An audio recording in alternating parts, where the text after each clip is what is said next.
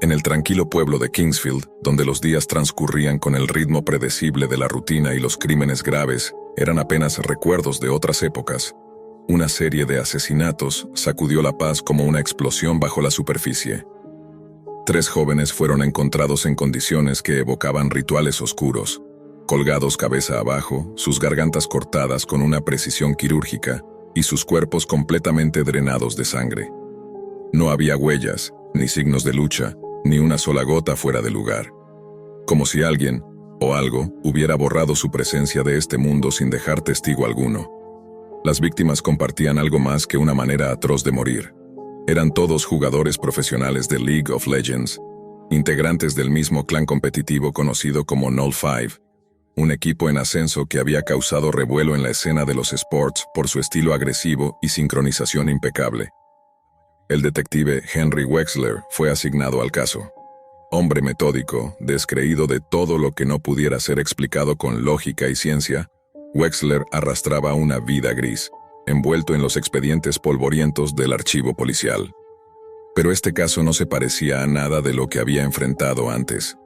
La brutalidad, el simbolismo implícito en las muertes, la conexión digital entre las víctimas, todo apuntaba a un patrón que se resistía a ser desentrañado con los métodos convencionales. Las pistas lo llevaron a los únicos 2 miembros sobrevivientes del clan. Sarah Green, capitana del equipo, una joven fría, calculadora y de mente brillante, y Terry Wentworth, un jugador promedio cuya permanencia en el equipo parecía más un acto de caridad que una decisión táctica. Ambos afirmaron no saber nada. Fingían sorpresa, pero sus miradas estaban vacías, casi entrenadas para no revelar emociones. Durante los primeros interrogatorios, Wexler percibió que Terry titubeaba más de lo normal. Sudaba, evitaba el contacto visual y a menudo se quedaba en blanco como si algo lo estuviera interrumpiendo desde adentro. Días después, tras horas de presión, Terry rompió el silencio. Lo que reveló fue aún más perturbador que los propios asesinatos. Según su confesión, Sarah había accedido a la Deep Web a través del navegador Tor en busca de un servicio especial. Estaba convencida de que algunos miembros del equipo eran un obstáculo para el verdadero potencial del clan. El objetivo era simple: deshacerse de ellos para abrir espacio a nuevos talentos, mejores, más coordinados, más ruthless. Pero lo inquietante no era solo la frialdad del acto. Según Terry, Sarah no había contratado a un asesino humano. Todo comenzó, explicó él, con una cadena de mensajes en un foro oculto de la Deep Web, uno que requería múltiples capas de verificación y contraseñas. Allí, Sarah recibió un enlace privado con un símbolo incomprensible en el encabezado. Una figura humanoide con tentáculos en lugar de extremidades, con un rostro que parecía cambiar cada vez que lo mirabas. A través de ese chat, Sarah se comunicó con alguien, o algo, que solo se identificaba como nulo. No respondía con palabras normales, sino con fragmentos de código binario, iconos rotos, frases en idiomas muertos y, eventualmente, grabaciones distorsionadas donde se escuchaban voces de niños llorando, mezcladas con una especie de canto invertido. Wexler, aunque escéptico, decidió no descartar la confesión. Algo en la forma en que Terry hablaba, en el miedo tangible que emanaba de él, le hizo pensar que había más verdad en sus palabras de lo que él mismo quería admitir. Poco después, Sarah fue llevada a interrogatorio nuevamente. Se mostró tranquila al inicio, pero al momento de conectar una laptop con acceso restringido para mostrarle el presunto sitio que Terry describió, algo cambió. La pantalla se puso en negro, y una serie de comandos comenzaron a ejecutarse sin intervención humana. Apareció el símbolo, la figura cambiante, pulsando como si tuviera vida propia. Las luces en la sala de interrogatorios parpadearon. Sarah dejó de responder. Su rostro, antes sereno, se transformó en una máscara de terror. Se llevó las manos a la cabeza y comenzó a murmurar frases incomprensibles. Intentaron detenerla, pero se golpeó repetidamente contra la mesa hasta desfigurar su rostro. No gritó, no pidió ayuda. Solo murmuraba: «Ya está aquí. Ya está dentro. El juego nunca termina». Los técnicos forenses que analizaron la laptop no pudieron recuperar ni un solo archivo. Todo el sistema se había sobrescrito a sí mismo con un bucle binario que, al traducirse, arrojaba un único mensaje: cargando. Desde aquel día, Wexler comenzó a experimentar cambios. Al revisar los expedientes del caso, notó que los nombres de las víctimas desaparecían de los documentos. Cada vez que intentaba pronunciar en voz alta el nombre del foro donde Sarah había hecho contacto, se le trababa la lengua. Comenzó a escuchar voces saliendo de su propio monitor, incluso cuando estaba apagado. Voces que imitaban su propia voz, repitiendo cosas que jamás había dicho. Consultó con especialistas en informática, con forenses digitales, incluso con teólogos. Ninguno podía explicar la forma en que los datos parecían evaporarse al ser analizados. Ninguno entendía por qué al intentar imprimir información relacionada con Null, las impresoras escupían hojas en blanco, manchadas con un patrón que parecía moverse al mirarlo fijamente.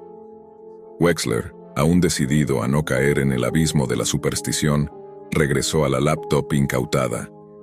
Esta vez, la conectó en casa, en la oscuridad, con el navegador Tor abierto y las defensas bajas. Buscó manualmente los rastros que Sarah había seguido. Ingresó a un chat inactivo durante semanas. Envió un simple mensaje. ¿Estás ahí? Recibió respuesta al instante. No eran palabras. Era una imagen de su propia cara, tomada desde el ángulo exacto en el que se encontraba, aunque su cámara estaba cubierta. Detrás de él, en la imagen, una sombra. Una figura humanoide, informe, con ojos que no estaban del todo allí. Lo observaba. Desde ese momento, las cosas dejaron de tener sentido. El tiempo se fragmentaba. Wexler perdía minutos, horas. Despertaba en lugares que no recordaba haber visitado. Encontraba en sus bolsillos anotaciones que no recordaba haber escrito, siempre con símbolos similares al logo de Null. Los superiores lo apartaron del caso tras el incidente en la estación. Durante una sesión de revisión de pruebas, el detective Wexler comenzó a hablar en una lengua no identificada y trató de clavarse un bolígrafo en el oído. Fue internado brevemente, diagnosticado con trastorno psicótico agudo, aunque ningún antecedente ni consumo justificaban el diagnóstico. Ya en casa, suspendido, sin uniforme, sin placa, Wexler seguía obsesionado. Sabía que el mal no había terminado, que aquella entidad seguía activa, extendiéndose como un virus silencioso a través de la Deep Web, entrando en las casas a través de pantallas, parlantes, cámaras, que lo que comenzó como una simple ambición competitiva de una jugadora por ganar partidas, se había convertido en una brecha abierta hacia lo incomprensible. Desde su suspensión, Henry Wexler convirtió su pequeño apartamento en una trinchera de investigación. Las paredes estaban cubiertas con mapas mentales, impresiones de correos electrónicos, notas escritas a mano y capturas de pantalla congeladas justo antes de desvanecerse. Todo apuntaba a un punto en común, el acceso a lo oculto, lo que él había empezado a llamar el plano Null. Los informes policiales lo habían descartado por inestabilidad mental, pero Wexler sabía que su mente estaba intacta, o al menos lo suficiente como para seguir conectando los hilos. Lo que le ocurría no era una alucinación. Cada elemento digital que tocaba parecía infectarse. Su teléfono, la televisión, incluso el refrigerador inteligente, todos comenzaban a actuar por su cuenta, reproduciendo sonidos distorsionados o mostrando su reflejo con pequeños desajustes. Un ojo más hundido, una sonrisa que no recordaba haber hecho. Una noche el espejo del baño comenzó a empañarse, como si alguien respirara del otro lado. Wexler, lejos de entrar en pánico, se acercó. Con un dedo escribió una pregunta sobre el cristal. ¿Quién eres? No hubo respuesta directa. Pero en la laptop olvidada sobre la cama, el cursor comenzó a moverse solo. Letras aparecieron lentamente, como escritas por alguien que no entendía del todo el lenguaje humano. CCOLNNROSRO y aparte, siempre estuve. Esa misma noche, al revisar una vieja grabación del primer interrogatorio con Sarah Green, notó algo que antes se le había escapado. Durante exactamente 1,7 segundos, antes de colapsar, los ojos de Sarah se oscurecieron completamente. No solo sus pupilas, sino todo el globo ocular. Y al ralentizar el video cuadro por cuadro, Wexler vio algo que lo paralizó. En uno de los cuadros congelados, reflejado en el iris negro de Sarah, había un rostro. No era humano. Ni siquiera era simétrico. Una mezcla de fauces, múltiples mandíbulas y ojos disparejos. Como si alguien hubiera tomado pedazos de varias criaturas y los hubiera ensamblado sin preocuparse por la coherencia. Wexler dejó de dormir. Sus sueños eran reemplazados por estados de conciencia fragmentada, donde voces femeninas cantaban en lenguas muertas y dedos incorpóreos lo acariciaban por debajo de la piel. Empezó a sentirse invadido por algo que no era suyo, pensamientos que no eran suyos, frases como reclutamiento completo, el juego es el portal, sube al ranking de los no nacidos, se repetían en su cabeza sin razón aparente. Descubrió mediante una copia accidental de uno de los discos duros de evidencia un archivo oculto. Era un registro de texto aparentemente cifrado, pero al reorganizar las líneas como código hexadecimal, apareció un mensaje dirigido a Sarah. Si deseas liberar el potencial de tu equipo, no pienses en ellos como personas. Piénsalos como unidades de energía. El sacrificio no es muerte, es evolución. Juega hasta el final. El archivo estaba firmado por un usuario llamado Entropy-666. Decidido a encontrar el origen, Wexler rastreó la IP original del mensaje hasta una ubicación ficticia en Siberia. Sabía que no era real, era una trampa, pero dentro de ese mismo servidor encontró otra cosa. Un canal activo de audio con la etiqueta Live, Null. La transmisión era sutil, apenas audible pero constante. Al amplificarla, descubrió un zumbido repetitivo interrumpido cada tanto por una palabra dicha al revés. Join us, submit, respawn. Era como si Null usara terminología de videojuegos para enmascarar su verdadera naturaleza. En medio de esta investigación, el nombre de Terry Wentworth reapareció. Había desaparecido sin dejar rastros semanas atrás, considerado un suicida más. Pero un nuevo video comenzó a circular en foros cerrados de la Dark Web, titulado Null Play 1. En él, se mostraba a alguien con el rostro cubierto por una máscara digital, en un entorno oscuro lleno de cables y pantallas encendidas con símbolos en rotación. La voz distorsionada del sujeto repetía: «Bienvenidos al nuevo ranking. Solo los que entreguen su humanidad avanzarán de nivel». Terry ascendió. ¿Y tú? Wexler logró acceder a un canal privado que se activaba solo a través de una cadena de comandos específica. !run null.exe::game core protocol. Al ingresar, el navegador se cerró por sí solo y apareció una ventana de consola con fondo rojo. No había comandos, solo una cuenta regresiva. 59-59, 59-58. Durante los minutos que siguieron, no pudo moverse del escritorio.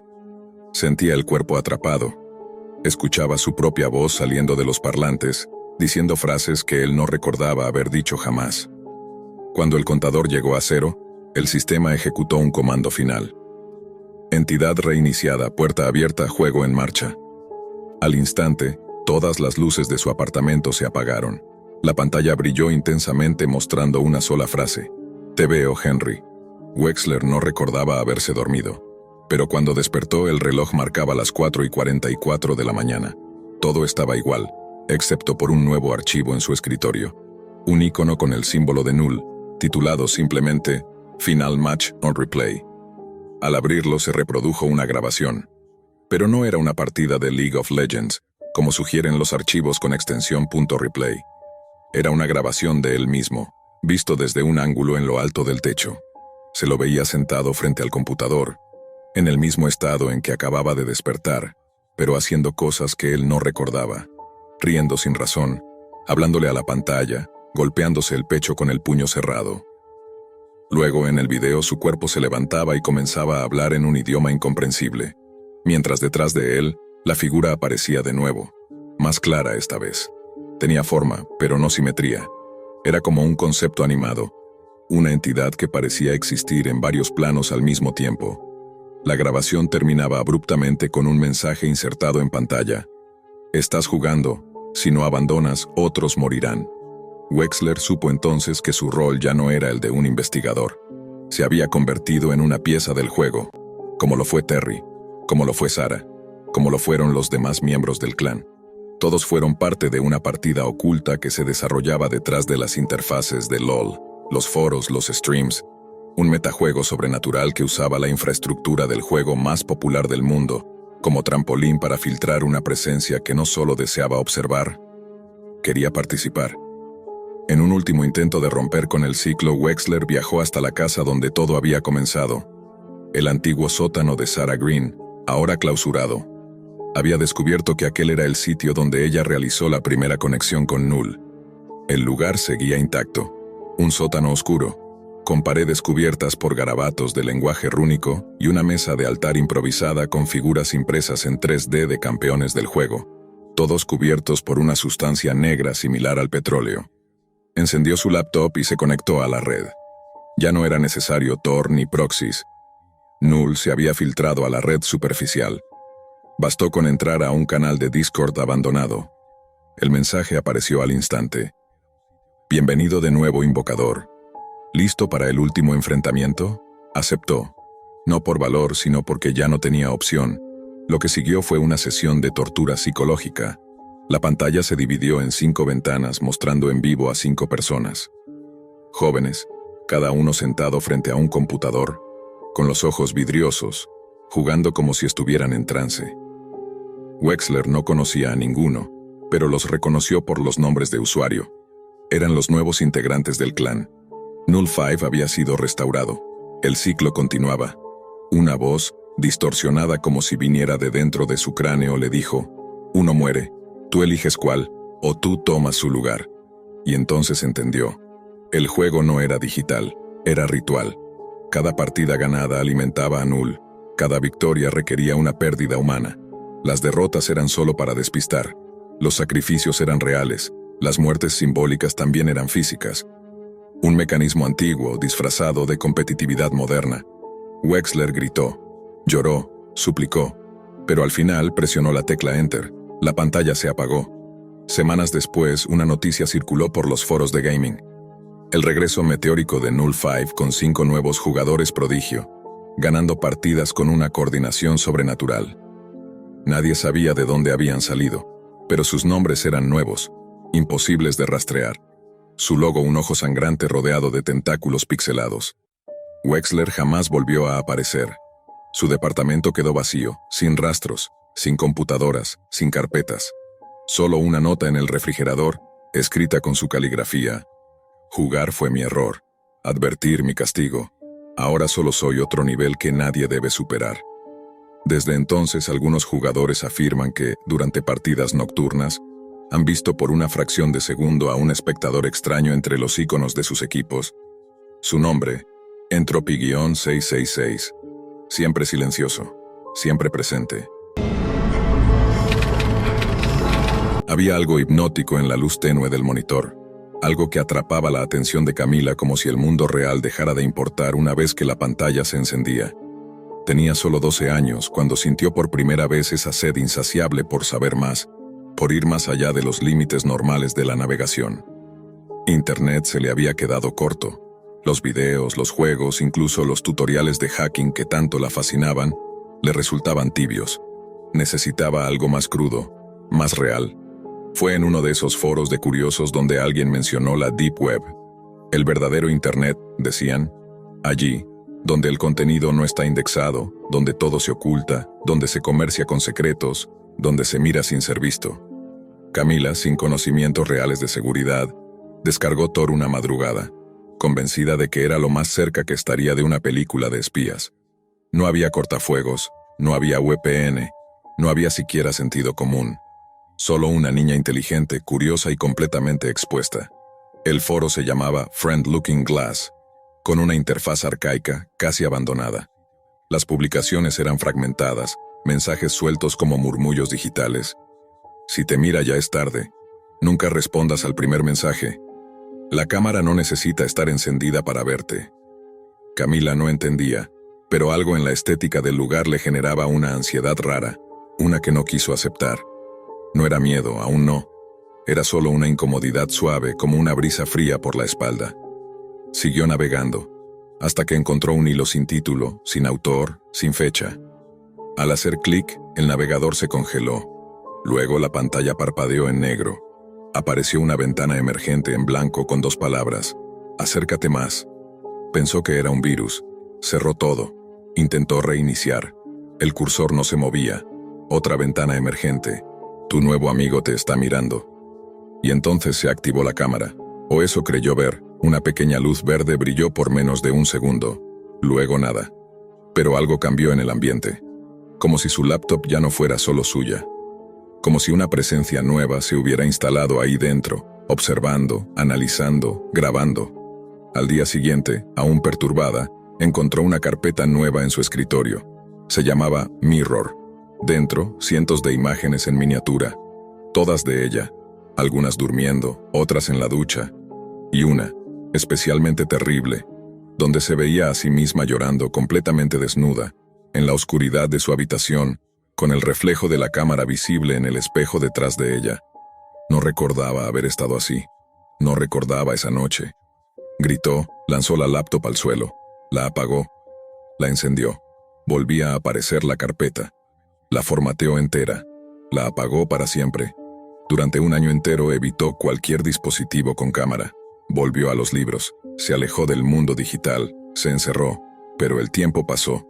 Las heridas se escondieron bajo capas de rutina. A los 16, Camila había vuelto a ser una adolescente normal. Tenía novio, salía con amigos, usaba el celular como cualquier otro. A veces, en silencio, sentía una mirada invisible, pero lo atribuía a su paranoia infantil. Al fin y al cabo, había sido una etapa, hasta que volvió. Estaba en su cuarto con Julián, su novio. Era tarde. Hablaban, reían. El celular vibró. Un número desconocido, un mensaje. «Déjame entrar». Ella no respondió. Miró a Julián. No quiso alarmarlo. Apagó el teléfono. 20 minutos después, otro mensaje. «Estoy afuera». Y entonces, 3 golpes secos en la puerta principal de su casa. Julián se levantó. «¿Esperas a alguien?» Camila negó con la cabeza, sin voz. Bajaron juntos. No había nadie. Solo el silencio de la noche. Intentó llamar a la policía. No entraba la llamada. Intentó mandar un mensaje a su madre. Nada. Julián tomó su celular para avisar a sus padres, pero su pantalla mostraba algo distinto. Un video de ellos en la habitación, filmado en tiempo real desde el ángulo de la cámara de su laptop. Pero la laptop estaba cerrada, apagada, guardada. «¿Qué es esto?», preguntó Julián. Camila temblaba, le arrebató el celular, cerró el video. Lo intentó explicar. Julián la miró confundido, como si no supiera si debía consolarla o salir corriendo. Al día siguiente, Camila recibió un paquete sin remitente. Una caja de cartón con cinta negra. Dentro, un solo objeto. Una cámara web antigua, rota, con su nombre grabado en la carcasa. Y una nota: «Nunca dejaste de mirar». Ese mismo día comenzaron los problemas otra vez. Puertas que se abrían solas, luces que parpadeaban, ruidos en la noche. Cada intento de contacto con el exterior era nulo. Su teléfono funcionaba, pero nadie respondía. Las llamadas no quedaban registradas, los mensajes jamás llegaban. Incluso las publicaciones en redes sociales desaparecían segundos después de ser enviadas. Pero no estaba sola. Cada vez que se acercaba a un espejo notaba algo raro. No era su reflejo. Era una imagen similar, casi igual, pero con un detalle distinto. Un rostro detrás de ella, una silueta negra, sin ojos, apenas una sombra estática. A veces en la esquina, a veces justo a su lado. Una noche revisó la laptop que había guardado 4 años atrás. No se atrevía a encenderla, pero algo la impulsó. La pantalla se encendió sola, mostrando un fondo negro con texto blanco. «No puedes desinstalarme». La cámara volvió a encenderse. Esta vez, la luz verde no se apagó. Camila se quedó paralizada. El reflejo en la pantalla no era el suyo en tiempo real. Era ella, sí, pero en una habitación vacía. La misma habitación en la que estaba, pero sin muebles, sin Julián, sin color. Solo ella, sentada frente al monitor bajo una luz tenue y mortecina. Algo andaba mal. Parpadeó. Su reflejo no. Sintió un frío recorriéndole la columna. Intentó cerrar la laptop. No respondía. La imagen seguía ahí, cada vez más nítida. Podía ver incluso los poros de su piel en esa versión distorsionada de sí misma. Y entonces, en la imagen, su reflejo empezó a sonreír. Pero ella no sonreía. Gritó, golpeó el teclado, desconectó la corriente. Todo inútil. La laptop no se apagaba. Era como si algo dentro de ella le estuviera diciendo que no podía huir, que ya no tenía control. Esa noche no durmió. Julián se quedó con ella, pero algo en su mirada cambió. Estaba preocupado, sí, pero había algo más. Duda. Camila sintió que lo estaba perdiendo, que lo que estaba viviendo era tan inverosímil que la haría quedar como una loca. Intentó grabar lo que pasaba, pero cada vez que usaba su celular, la grabación mostraba solo estática, distorsión, o a ella misma, pero sola en la imagen. A la mañana siguiente, Julián se fue a su casa. Quedaron en verse más tarde. Camila decidió investigar. No podía quedarse de brazos cruzados. Usó una computadora vieja que aún conservaba en el armario, una sin cámara ni micrófono. Se conectó con datos móviles y volvió a buscar el foro. Friend Looking Glass. Para su sorpresa, aún existía. Mismo diseño, mismos hilos extraños. Pero esta vez, había un nuevo post fijado con su nombre como título. Al entrar, encontró un hilo con cientos de imágenes suyas, incluso actuales, con fechas y horas exactas, incluso de momentos que había vivido a solas. Fotos de ella en su baño, durmiendo, llorando, escribiendo en su diario, y al final del hilo, un video. No quiso verlo, pero se reprodujo solo. En el video estaba ella, la misma versión vacía y pálida de su reflejo falso, solo que ahora hablaba. «Me dejaste entrar una vez, no puedes cerrarme la puerta otra vez. Estoy en ti». El video terminó con un parpadeo y la pantalla quedó en negro. Camila lloraba en silencio. Algo la había marcado desde esa primera visita inocente a la Deep Web. Algo que no era humano. Algo que no necesitaba estar en su red Wi-Fi, ni en su sistema operativo, ni siquiera en su hardware.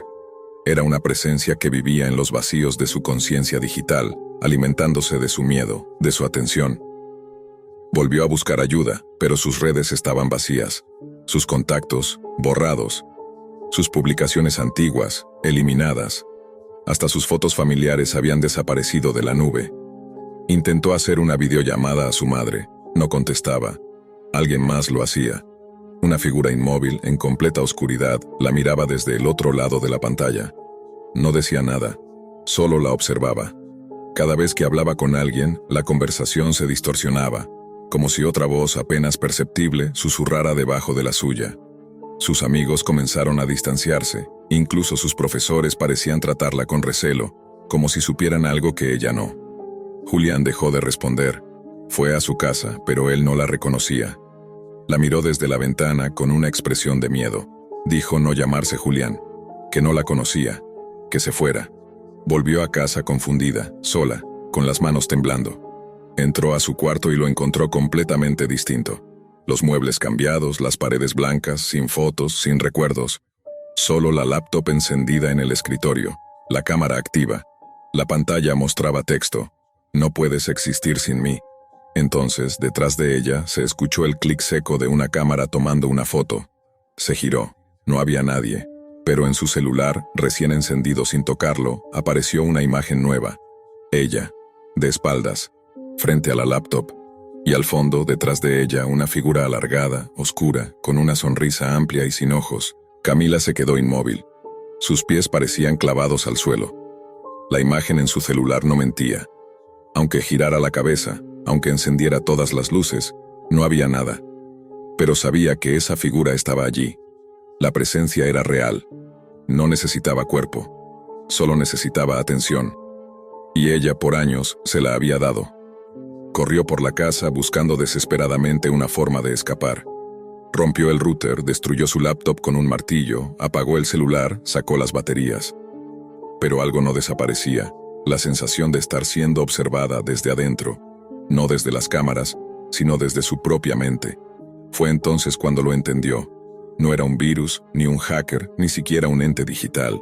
Era algo más antiguo, algo que se había disfrazado de Deep Web porque allí podía esconderse, disfrazarse de simple código, de texto, de curiosidad. Un parásito psíquico que habitaba en la conexión entre mentes, no solo en la conexión a Internet. No bastaba con destruir los dispositivos. El recuerdo mismo lo alimentaba. Camila cayó en una especie de trance. Comenzó a olvidar cosas, nombres, fechas. Su propia voz le sonaba ajena. Al mirarse en el espejo no se reconocía. Comenzó a escribir notas para sí misma. Pegó papeles en la pared. No lo mires, no te conectes, no respondas. Pero cada mañana despertaba con todo ordenado, limpio, y un mensaje en el celular nuevo que aparecía sobre su mesa de noche. Gracias por dejarme ser tú. Con el paso de las semanas, los vecinos comenzaron a notar cosas extrañas. Camila ya no salía de casa. La veían asomarse a la ventana, sonreír sin razón. A veces, a la madrugada, se oía su voz desde la calle, hablando sola, como si alguien más estuviera con ella. Hasta que un día, simplemente desapareció. La casa quedó vacía, sin señales de lucha, todo en orden. Solo una laptop encendida, con una transmisión en vivo que nadie sabía de dónde se originaba. En ella, una joven sentada frente a una cámara, en silencio, con los ojos vacíos, mirando fijamente a la pantalla. De vez en cuando susurraba, ¿quieres verme más de cerca? Y debajo del video, un botón, entrar al chat. Nadie sabía quién había montado esa página, pero seguía en línea, esperando, porque la cámara simplemente nunca se apaga. No era la primera vez que Alex escuchaba hablar de la Deep Web. Sus compañeros en el colegio a menudo se burlaban de él por ser el ratón de biblioteca del grupo, siempre al tanto de las historias oscuras de Internet. Foros ocultos, transacciones de armas, videos de tortura disfrazados de arte performático. Pero lo que más le fascinaba eran los supuestos juegos secretos.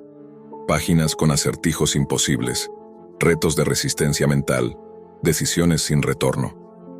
Una noche, solo en su habitación con las persianas cerradas y el monitor iluminando su rostro, Alex instaló Tor. El proceso fue más fácil de lo que imaginó. No tardó mucho en encontrar los clásicos directorios de la Deep Web, llenos de enlaces con nombres crípticos, The Hidden Archive, Project Omega, Echo Mirror, y entre ellos uno titulado simplemente imageplay.onion. La página no tenía título ni bienvenida, solo un fondo blanco con una frase al centro. Elige una imagen para comenzar el juego. Abajo 4 imágenes. Un atardecer, una taza de café, un gato dormido y una máscara de teatro. Movido por la curiosidad, hizo clic en el gato. La página se recargó y apareció otro conjunto de imágenes. Un tren en movimiento, un cuaderno con dibujos, un mapa antiguo y una sombra proyectada sobre una pared. La dinámica se repetía, aparentemente aleatorio, sin instrucciones, sin sentido. Alex pensó que era solo un experimento psicológico, como esos juegos de personalidad que circulaban en Tumblr. Tras terminar su primera sesión, recibió un mensaje en pantalla.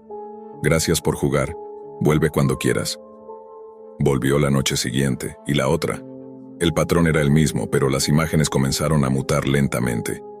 En su cuarta partida, una de las opciones era una fotografía de un parque que él reconocía bien, el de su infancia, donde solía jugar con su hermana. En la sexta sesión, una imagen lo desconcertó. Un dibujo infantil suyo, de un dinosaurio azul con fondo verde. Lo había hecho en tercer grado y jamás lo digitalizó. Intentó restarle importancia, autoconvenciéndose de que era una coincidencia. Pero las sesiones siguientes lo desarmaron. En la octava partida, apareció una foto suya de cuando tenía 10 años, en la piscina de su tía. En la novena, una captura de su habitación, desde un ángulo alto como si hubiera sido tomada esa misma noche. A la 10ª sesión no había vuelta atrás. Las 4 imágenes mostradas eran: 1. Él durmiendo. 2. Él usando su computadora. 3. Él en el baño, con la puerta entreabierta. 4. Una imagen borrosa de su calle, desde una cámara nocturna. El corazón le palpitaba con fuerza. Hizo clic al azar. La pantalla se volvió negra por unos segundos, y luego apareció un mensaje nuevo. Final del juego alcanzado. Debajo en rojo intenso una palabra: perdedor. Alex tragó saliva. Luego apareció una tabla que parecía una lista de puntuaciones, pero no había puntos. Solo nombres, edades y fechas de muerte. Deslizó con el ratón. Reconoció un par de nombres. Uno era el de un youtuber famoso que supuestamente había desaparecido sin dejar rastro hacía 2 años. Otro, el de un chico del foro Creep World, que hablaba obsesivamente sobre juegos ocultos. Al final de la lista encontró su nombre: Alex Ramírez, 17 años, fecha vacía, y justo debajo 3 líneas escritas en mayúsculas. Eres el siguiente. Escóndete. Corre. Apagó la computadora de inmediato. Pero el monitor no se apagó del todo. Durante una fracción de segundo juró ver su cara reflejada en la pantalla, solo que no era un reflejo. Parpadeaba con un segundo de retraso. Pensó que estaba alucinando. Reinició todo. Desinstaló Tor. Borró caché, reinició el módem, nada cambió. Las siguientes noches, al cerrar los ojos, veía imágenes nuevas. No sueños, sino visiones. Imágenes que luego aparecían en su celular, aunque nunca las había tomado. Fotos suyas desde ángulos imposibles, siempre con baja resolución, como de una cámara de vigilancia escondida. Alguien, o algo, lo estaba observando. Las imágenes seguían llegando a su teléfono, a pesar de haber cambiado la contraseña, haber bloqueado todos los contactos y hasta haber restaurado el móvil a su configuración de fábrica. Alex empezó a desconfiar de todo. De su familia, de sus amigos, de las personas que pasaban cerca de su casa. Sentía que en cualquier momento alguien podría aparecer en su puerta, o que sus movimientos eran monitoreados sin descanso. Intentó buscar ayuda en foros anónimos, pero al contar su experiencia, los mensajes que recibía eran crípticos o directamente le aconsejaban desaparecer, borrar todo rastro y no mirar atrás. Algunos decían que él había sido marcado por el juego, y que la única salida era jugar otra vez, esperando que esta vez ganara, pero a un precio terrible. Alex no podía volver a la Deep Web. Tenía miedo, pero la curiosidad lo consumía. Una noche, tras semanas sin acceder, el teléfono vibró con una notificación que decía: «Juega o paga el precio». No había remitente ni app, solo esa alerta directa. Desesperado, con las manos temblorosas, volvió a abrir el navegador Tor y escribió la dirección que recordaba. La página estaba intacta. Con un frío helado volvió a ver las 4 imágenes y sin pensar eligió una. El juego no era ya un pasatiempo, era una carrera contra el tiempo, una pesadilla en la que cada elección podía ser su última. En la siguiente pantalla apareció un vídeo en directo. En él, Alex estaba atado en una habitación oscura. Sus ojos reflejaban el terror más absoluto. La cámara giró lentamente y mostró paredes cubiertas de fotos, imágenes suyas, de su familia, sus amigos, sus días normales, pero con marcas rojas y cruces. Un texto apareció. Cada partida un paso más cerca.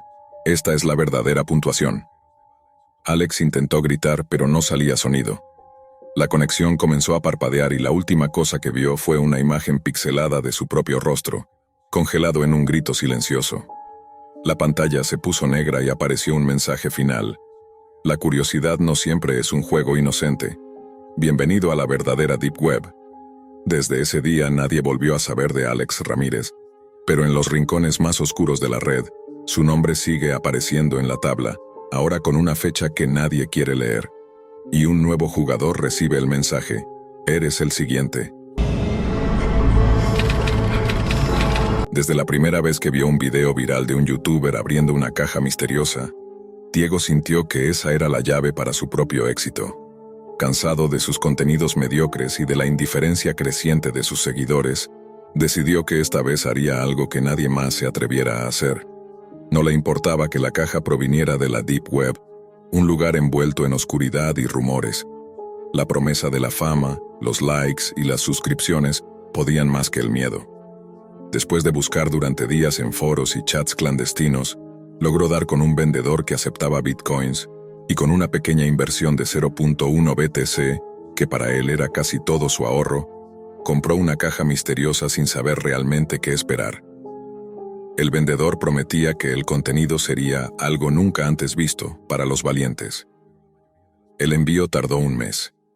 Mientras tanto, Diego preparaba su equipo, investigaba cómo grabar la apertura, ensayaba sus reacciones y la anticipación crecía. Finalmente, la caja llegó. Al abrirla, la cámara capturó su emoción contenida y la intriga creciente. La caja era pequeña, antigua, de madera oscura y con marcas gastadas, como si hubiera viajado décadas en el tiempo. Dentro había un álbum fotográfico. Diego no sabía si esperarse un objeto raro o alguna sorpresa tecnológica, pero un álbum de fotos antiguas no era lo que tenía en mente. Sin embargo, decidió explorar las imágenes con la cámara encendida. Las primeras Polaroid mostraban fotografías de un viaje, aviones despegando, moteles con luces de neón parpadeantes, paisajes desolados y carreteras vacías. Diego comentaba en tono curioso y relajado, pensando que quizás el álbum era un montaje o una broma elaborada. Pero pronto, las imágenes comenzaron a cambiar. Una máscara blanca y grotesca apareció en varias fotos, suspendida en el aire o colocada sobre una mesa con guantes manchados. Luego, esposas oxidadas, botellas con etiquetas borrosas que parecían contener alguna droga desconocida. El video pasó de ser divertido a inquietante, y Diego lo sentía. Su pulso se aceleraba. Al llegar a las siguientes fotos vio algo que lo paralizó. Una imagen clara de la casa de sus padres, tomada desde una ventana cercana, con detalles tan nítidos que podía distinguir la textura de la pintura y las flores del jardín. Sintió un nudo en la garganta. ¿Cómo podían tener una foto así? ¿Quién había estado allí? Respiró profundo y siguió viendo.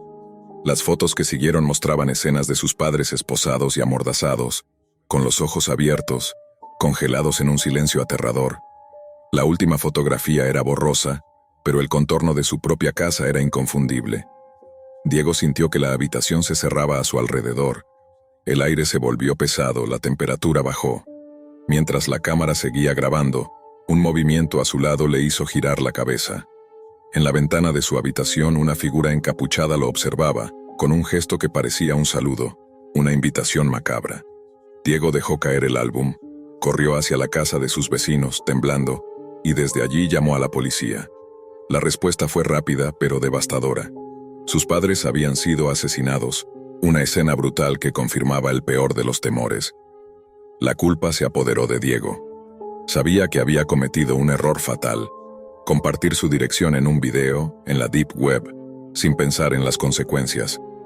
Su búsqueda de fama se había convertido en una pesadilla de la que no podía despertar. En los días que siguieron, mientras la policía investigaba, Diego trataba de entender qué había ocurrido y cómo una caja misteriosa podía haber desencadenado tanto horror. El trauma le carcomía, y cada vez que miraba su cámara, sentía que el mundo le recordaba la fragilidad de la privacidad y la oscuridad que habita en los rincones más ocultos de la red. La Deep Web no era un juego, era un abismo, y él había caído en él sin saber cómo regresar. Los días posteriores a la tragedia se convirtieron en un laberinto de emociones para Diego. Cada amanecer era un recordatorio de lo que había perdido, y de la culpa que sentía por haber expuesto a sus padres a un peligro invisible, pero mortal. La policía apenas le daba respuestas concretas. Los oficiales hablaban de una posible conexión con grupos de la Deep Web dedicados a vender información y realizar amenazas, pero nada claro ni tangible. Solo un rastro difuso de sombras y códigos que se desvanecían entre los muros digitales. Diego no podía dejar de pensar en la caja, en esas fotografías que, como piezas de un rompecabezas macabro, habían contado una historia que ahora vivía en carne propia. Cada foto parecía una prueba, un mensaje críptico, un aviso que él no supo leer a tiempo. Se preguntaba quién había tomado esas imágenes, por qué su familia había sido el objetivo, y sobre todo, cómo había terminado él atrapado en esa red oscura. La presión mediática tampoco ayudaba. Algunos curiosos y medios sensacionalistas comenzaban a indagar en su vida, escarbando en sus redes sociales y videos anteriores. Las acusaciones no tardaron en aparecer. Lo acusaban de imprudente, de irresponsable, de haber puesto en riesgo a personas inocentes por la fama barata. Diego sentía que el mundo se le venía encima, que su error había sido un pecado imperdonable. Pero había algo más que lo atormentaba. Desde la tragedia comenzaba a notar cosas extrañas. Mensajes anónimos en su correo, llamadas sin respuesta, sombras que parecían acecharlo desde la ventana. En la madrugada a veces, escuchaba susurros que no sabía si provenían de su mente o de una presencia real. Su paranoia crecía, y la línea entre realidad y pesadilla se difuminaba. Una noche, decidido a no dejarse vencer por el miedo, Diego volvió a revisar el álbum fotográfico, esta vez fuera de cámara, con la esperanza de encontrar alguna pista que la policía hubiera pasado por alto. Mientras hojeaba las fotos, encontró algo que antes no había visto, un pequeño símbolo, grabado en una esquina de cada imagen, casi imperceptible, un círculo con líneas que parecían entrelazarse formando una especie de sello antiguo. Intrigado, comenzó a investigar ese símbolo en foros especializados y bibliotecas digitales. Descubrió que era el emblema de un grupo clandestino conocido por sus rituales y sus actos de control y venganza, un culto que operaba en la Deep Web y que utilizaba las imágenes como método de intimidación y marca de sus víctimas. La revelación aumentó su miedo, pero también encendió una chispa de determinación. No podía quedarse atrapado en la desesperación. Tenía que encontrar una manera de entender, de enfrentar esa oscuridad que había irrumpido en su vida. A medida que profundizaba en su investigación, Diego se topaba con testimonios de otras personas que habían sufrido situaciones similares, historias de desapariciones, amenazas y desapariciones misteriosas relacionadas con cajas misteriosas y mensajes cifrados en la red oscura. Todo parecía conectar con la macabra experiencia que él había vivido. Pero la red no solo contenía peligros externos, también comenzaba a devorarlo desde adentro. Las noches sin dormir, la ansiedad constante y la culpa hicieron que su salud mental se deteriorara rápidamente. Empezó a tener pesadillas en las que las fotografías cobraban vida y las figuras encapuchadas lo acechaban. En sus sueños, la máscara blanca sonreía burlonamente y las esposas parecían atarlo sin posibilidad de escape. Intentó buscar ayuda, pero no podía hablar con nadie sin sentirse expuesto o incomprendido. La vergüenza y el miedo a ser juzgado lo mantenían en silencio. Sus videos desaparecieron, su canal quedó abandonado, y Diego se convirtió en un joven invisible, atrapado en un abismo de terror y culpa. Un día, mientras navegaba sin rumbo por la Deep Web en busca de respuestas, recibió un mensaje privado en un chat oscuro. No todo está perdido. Hay quienes pueden ayudarte, pero el precio será alto. Era una invitación a entrar en un juego, una apuesta con la oscuridad.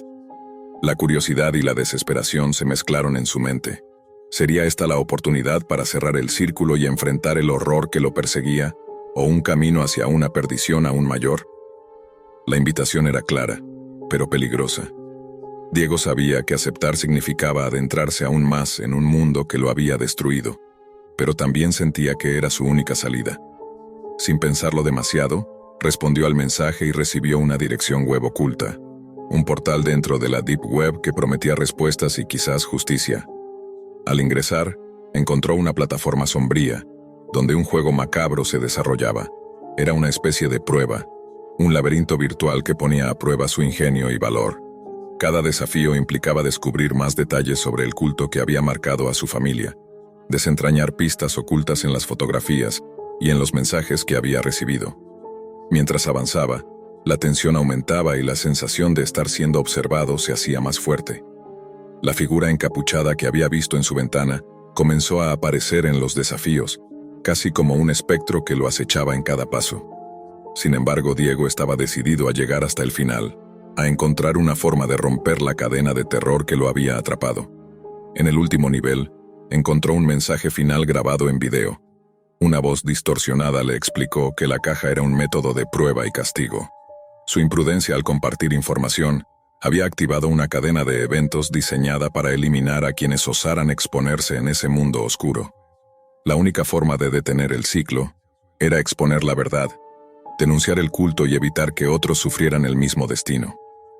Diego decidió hacer público todo lo que sabía, aun a riesgo de su vida y privacidad.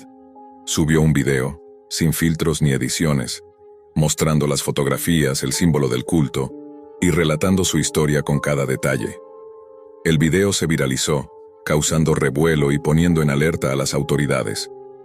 Varias investigaciones se iniciaron, y algunos miembros del culto fueron arrestados. Sin embargo, el precio para Diego fue alto. A pesar de haber buscado justicia, las heridas emocionales y el trauma nunca desaparecieron. La pérdida de sus padres marcó su vida para siempre, y el mundo digital que alguna vez soñó conquistar se convirtió en un lugar de sombras y advertencias.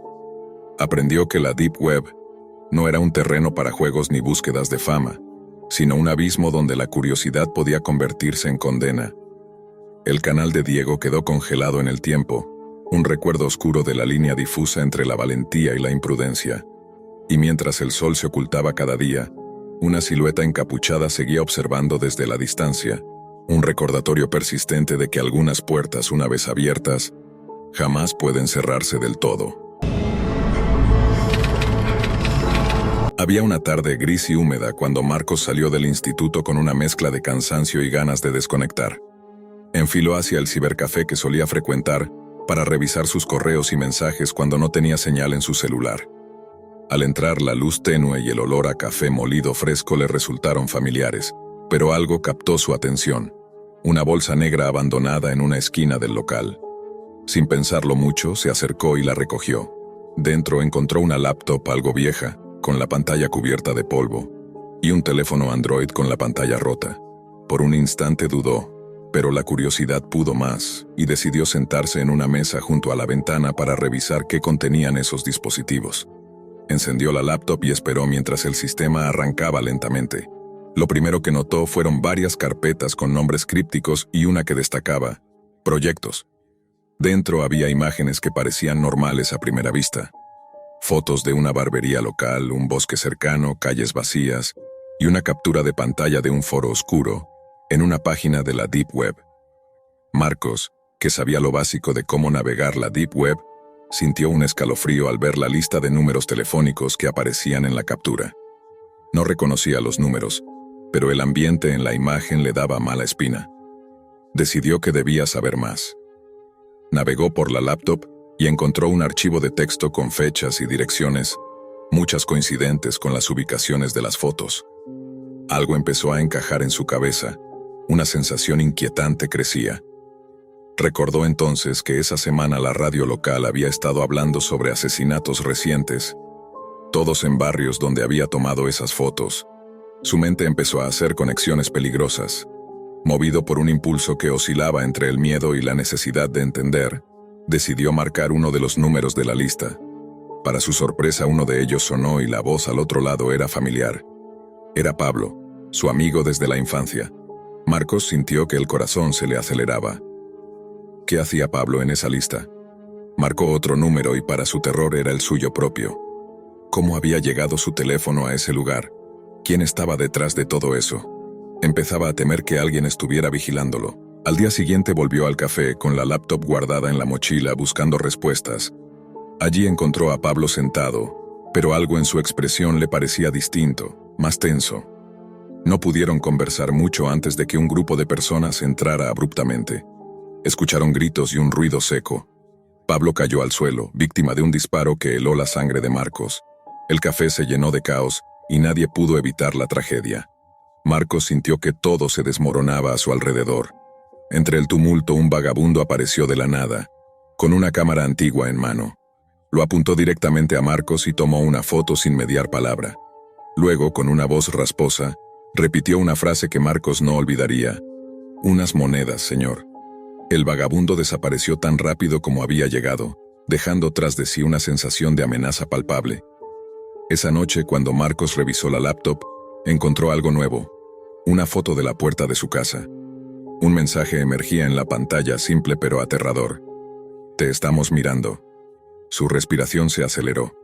La realidad se estaba distorsionando, y la laptop, que parecía un objeto abandonado, era, en realidad, una ventana hacia un mundo oscuro que lo había elegido como próximo objetivo. La línea entre lo digital y lo real se desdibujaba, y Marcos comprendió que estaba atrapado en una red invisible tejida por fuerzas que ni siquiera podía entender del todo. La Deep Web ya no era un misterio lejano, sino una amenaza tangible que lo acechaba, manipulando personas, lugares y destinos con un poder que desafiaba toda lógica. Los días siguientes fueron un torbellino para Marcos. Sentía que la mirada invisible que había descubierto en la laptop lo seguía a todas partes. Salir a la calle se convirtió en un acto de valentía. Cada sombra parecía ocultar un secreto. Cada rostro extraño podría ser un enemigo disfrazado. Intentó borrar todo lo que había en la laptop, pero cada vez que abría el dispositivo, encontraba nuevos archivos, nuevas imágenes, nuevas pistas que parecían añadirse solas. Era como si la laptop estuviera viva, alimentándose de su miedo. En una de esas imágenes apareció un callejón oscuro, con marcas de sangre apenas visibles sobre el pavimento. En otra, una foto borrosa mostraba una figura encapuchada observando una pantalla de computadora. Marcos comenzó a entender que no solo se trataba de un asesino en serie.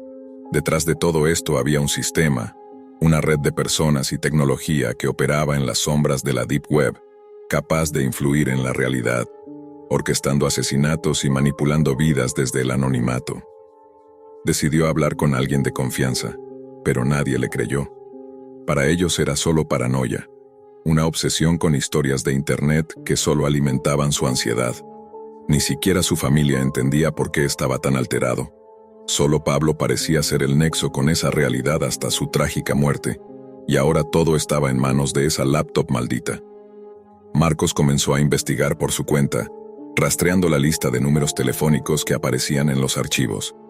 Algunos correspondían a lugares abandonados, otros a personas que, según los registros, ya no estaban vivas.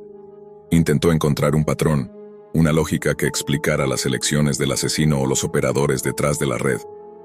Todo parecía arbitrario, pero la coincidencia de las ubicaciones con las noticias de asesinatos recientes era demasiado concreta para ignorarla. Una noche, al revisar un mensaje en la laptop, descubrió algo nuevo, un chat encriptado, donde alguien escribía en tiempo real sobre sus movimientos, sus acciones y pensamientos. Era como si estuvieran viendo todo lo que hacía, y además comentaban en voz baja burlándose de su impotencia.